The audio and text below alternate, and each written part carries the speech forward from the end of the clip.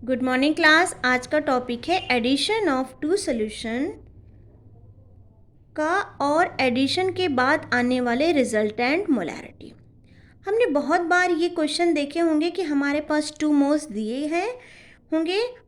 भाई बोला होगा कि एक HCl का सोल्यूशन है और दूसरा भी क्या है, HCl का सोल्यूशन है।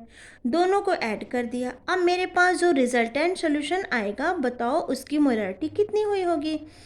HCl की जगह आप किसी का भी सॉल्यूशन दिया होगा, किसी भी सॉल्ट का या फिर किसी भी सॉल्ट का सॉल्यूशन आपको दिया होगा। हमें उसका सिर्फ रिजल्टेंट मोलैरिटी निकालना है। नाउ इसके लिए कुछ फॉर्मूला है। Let us try to derive the formula. Now उसको समझना मेरे लिए बहुत ज़रूरी है। सपोज़ करो मेरे पास एक सोल्यूशन है, वो सोल्यूशन कितना वो सोल्यूशन हमारा 3 लीटर का है, ठीक है। इसमें 3 लीटर ऑफ 0.5 मोल्स NaOH को मैं ऐड कर रही हूँ, ठीक है। यहाँ पे मैं 2 litre of 0.5 moles of NaOH add कर रही हूँ। तो final molarity of resultant solution को हम समझते हैं। आपके पास एक कंटेनर है जिसमें आपने 3 लीटर का सॉल्यूशन रखा है और हर 3 लीटर की जो मोलैरिटी है वो 0.5 मोल्स है। तो बताओ number of mole of NaOH कितना हो जाएगा। तो वही फॉर्मूला जो हमने पिछली लास्ट वीडियो में निकाला था, M1V1, ठीक है। M1 हमारा कितना है, मोलैरिटी 0.5 है और वॉल्यूम हमारा कितना है, 3 है। तो यहाँ जो मोल्स निकल के आएगा वो आएगा 1.5। तो इसका मतलब आपके पास 1.5 मोल्स NaOH यहाँ पे क्या है, प्रेजेंट है। दूसरे कंटेनर में आपके पास 2 लीटर है और हर लीटर की जो मोलैरिटी है वो है आपकी,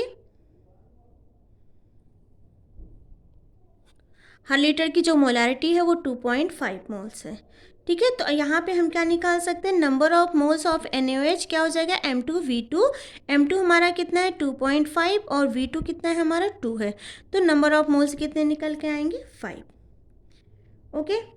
अब आप इन दोनों सोल्यूशन को ऐड कर दो तो आपके पास एक रिजल्टेंट सोल्यूशन का वॉल्यूम आएगा। और वो वॉल्यूम कितना होगा, देखो अगर 3 लीटर ये था और 2 लीटर ये था तो आपके पास जो फाइनल सॉल्यूशन हो जाएगा, वो फाइनल सॉल्यूशन आपका मतलब आपके पास टोटल कितने हो जाएंगे, 5 लीटर, 3 ये और 2 ये। आई होप आपको समझ में आ रहा होगा। तो how do you final volume of solution, final volume of solution का जो फॉर्मूला होगा वो आपका क्या हो जाएगा, V1 प्लस V2। ओके। तो V1 आपका कितना है, 3 है, ठीक है। और V2 आपका कितना है, 2 है, ठीक है। अब क्वेश्चन ये उठता है कि जैसे ही आपने इन सब सॉल्यूशन को मिक्स किया, यहाँ पे मिक्स किया NaOH को, ठीक है, मिक्स किया, ठीक है, आपके पास 5 लीटर का सॉल्यूशन बना, ठीक है। तो अब आपको ये देखना है कि हर लीटर की मोलैरिटी कितनी है, क्योंकि यहाँ पर मोलैरिटी 0.5 थी और यहाँ पे जो मोलैरिटी थी वो 2.5 थी। तो रिजल्टेंट मोलैरिटी कितना आना चाहिए। तो मुझे एक बात बताओ, इसमें कितना NaOH था, इसमें 1.5 मोल्स ऑफ NaOH था। इसमें कितना NaOH था, इसमें 5 मोल्स NaOH था, ठीक है। तो भाई 5 लीटर का जो सोल्यूशन बना होगा उसमें टोटल मोल्स ऑफ NaOH कितना हुआ होगा। तो हम इसके लिए जो फॉर्मूला होगा टोटल मोल्स ऑफ NaOH, हम क्या कर देंगे, M1V1 प्लस M2V2। M1V1 हमारा कितना निकल के आया है, 1.5। M2V2 हमारा कितना निकल के आया, 5। तो इन दोनों को जब हम ऐड करेंगे तो टोटल मोल्स हमारा कितना आएगा, 6.5 मोल्स। ओके। तो यहाँ पे हम क्या लिख सकते हैं, 6.5 मोल्स। अब क्वेश्चन ये उठता है, तो आपके पास पूरे के पूरे 5 लीटर में 0.5 मोल्स NaOH प्रेजेंट है। तो बताओ हर लीटर में कितना हुआ होगा। तो अगर 6.5 मोल्स 5 लीटर में है तो बताओ हर लीटर में कितना होगा? It will be 6.5।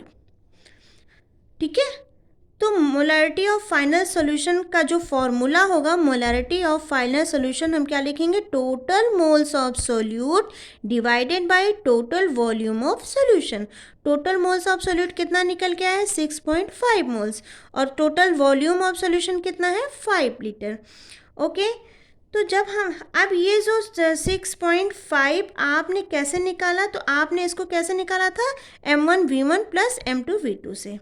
And total volume आपने कैसे निकाला था? टोटल वॉल्यूम आपने जो निकाला था वो कैसे निकाला था बेटा? V1 plus V2। ठीक है, ये V1 था और आपका ये क्या था? V2 था। ठीक है, तो for total molarity this formula will be use. जो टोटल मोलैरिटी हमें निकालनी है, फाइनल मोलैरिटी, वो क्या हो जाएगा? M1V1 plus M2V2 divided by V1 plus V2। Okay, या फिर हम इसको ऐसे भी लिख सकते हैं, इसको करेक्ट मतलब इसको थोड़ा सा मॉडिफाई करेंगे तो ये क्या हो जाएगा बेटा? ये इधर चला जाएगा, तो हम कैसे लिखेंगे? M1V1 plus M2V2 is equal to M, फिर ब्रैकेट में हमारा क्या हो जाएगा? V1 plus V2। नाउ इसको लिखने का एक और तरीका है। इसको मैं कैसे लिख सकती हूँ?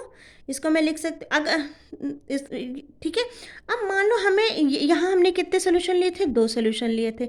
मान लो हमने 3 सोल्यूशन लिया और 3 को ऐड कर दिया, तो हम क्या कर देंगे? सिंपली जहाँ पे M1V1 है, M2V2 है, वहीं प्लस करके M3V3 भी लिखेंगे। तो फॉर्मूले में जो मॉडिफाई हो जाएगा वो हमारा क्या हो जाएगा?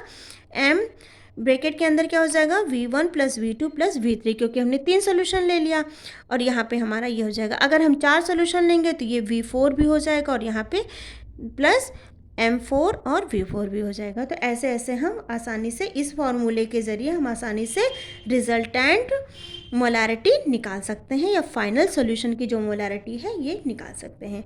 नाउ सबसे इम्पॉर्टेंट पॉइंट यहाँ पे ध्यान रखना है कि आप इस फॉर्मूले को तभी यूज़ करोगे जब आपके पास सेम टाइप का सॉल्यूशन होगा। जैसे हमने यहाँ भी NaOH लिया था और यहाँ भी हमने NaOH लिया था, लेकिन अगर एक NaOH हो और एक HCl हो तो कहानी अलग होती है।